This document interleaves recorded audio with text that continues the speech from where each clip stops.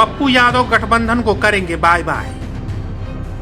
Are पार की तैयारी में जुटे पप्पू यादव अकेले चुनावी मैदान में ठोकेंगे ताल। इंडिया गठबंधन को होगा भारी नुकसान।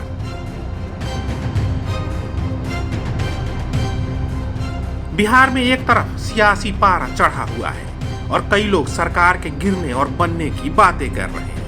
वहीं पप्पू यादव ने अपनी एक अलग राह बनाने का ऐलान कर दिया है। ऐसे में सवाल उठ रहा है कि क्या पप्पू यादव इंडिया गठबंधन की टेंशन बढ़ाने वाले हैं? फिलहाल तो ऐसा ही लग रहा है, क्योंकि पप्पू यादव अब सियासी पिच पर आर पार के मूड में नजर आ रहे हैं। उन्होंने कहा है कि अब किसी से कोई गुजारिश नहीं करेंगे, अब मुलाकात सीधे मैदान में होगी। सभी जानते हैं कि दिल्ली की कुर्सी का रास्ता बिहार होकर जाता रहा है। ऐसे में यहाँ के नेता भी अपनी उपस्थिति दर्ज कराना जानते हैं और अपने महत्व को समझते भी हैं। एक तरफ नीतीश ने महागठबंधन को एकजुट करने का प्रयास किया, लेकिन आज वो दरकिनार होते नजर आ रहे हैं। लेकिन पप्पू यादव हार मानने को तैयार नहीं है। आपको बता दें कि इंडिया गठबंधन भले ही लोकसभा चुनाव में एनडीए को जोरदार चुनौती देने के लिए तैयार है, लेकिन नीतीश कुमार के पाला बदलने की चर्चा ने सियासी गलियारों में खलबली मचा दी है। इन सब के बीच पप्पू यादव भी चौंकाने के लिए तैयार दिख रहे हैं। हालांकि वे कुछ समय पहले तक खुद को इंडिया गठबंधन में शामिल करने की बात कहते रहते थे, लेकिन किसी मुद्दे पर महागठबंधन के दलों की चुप्पी को देखते हुए अब उन्होंने अकेले ही चुनावी मैदान में उतरने की तैयारी शुरू कर दी है। इसी कड़ी में उन्होंने साफ कर दिया है कि अब वे किसी भी गठबंधन में शामिल होने के लिए भीख नहीं मांगेंगे। उनका कहना है कि अगर भीख मांगना ही होगा तो वे जनता के सामने भीख मांग लेंगे। यानी कि पप्पू यादव ने एक तरह से यह साफ कर दिया है कि अब वे किसी भी दल से गठबंधन करने के लिए ज्यादा गंभीर नहीं है। जाहिर सी बात है कि अगर पप्पू यादव बिना किसी गठबंधन के चुनाव लड़ते हैं तो कई सीटों पर महागठबंधन का समीकरण बिगाड़ सकते हैं।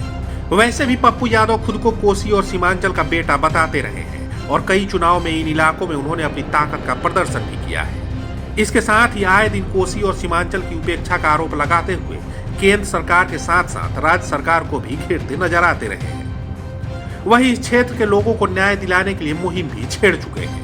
ऐसे में आगामी चुनाव में पप्पू यादव कोसी और सीमांचल में अपनी ताकत दिखाकर विरोधियों की नींद हराम करते नजर आ सकते हैं। वैसे देखा जाए तो पप्पू यादव और महागठबंधन का वोट बैंक कहीं न कहीं एक जैसा ही है। इसलिए अगर पप्पू यादव ने इंडिया गठबंधन के दलों के खिलाफ अपने प्रत्याशी उतार दिए तो उनकी मुश्किलें बढ़ सकती हैं। शायद यही वजह है कि पप्पू यादव कई बार एकजुट होकर चुनाव लड़ने की बात कह चुके हैं, लेकिन अभी तक महागठबंधन की तरफ से उन्हें कोई पॉजिटिव उत्तर नहीं मिला है। हालांकि पप्पू यादव राहुल गांधी और कांग्रेस से अपने मजबूत रिश्तों की भी चर्चा करते रहते हैं, जिससे ऐसे संकेत मिल रहे हैं कि चुनाव जीतने के बाद अगर आवश्यकता पड़ी तो पप्पू यादव अपना समर्थन राहुल गांधी यानी कांग्रेस को दे सकते हैं। खैर, पप्पू यादव आगे क्या करेंगे ये तो वक्त ही बताएगा, लेकिन फिलहाल उन्होंने गठबंधन करने के लिए किसी से भी गुजारिश करने से इनकार करके एक तरह से विरोधियों को आर पार की लड़ाई की खुली चुनौती दे दी है।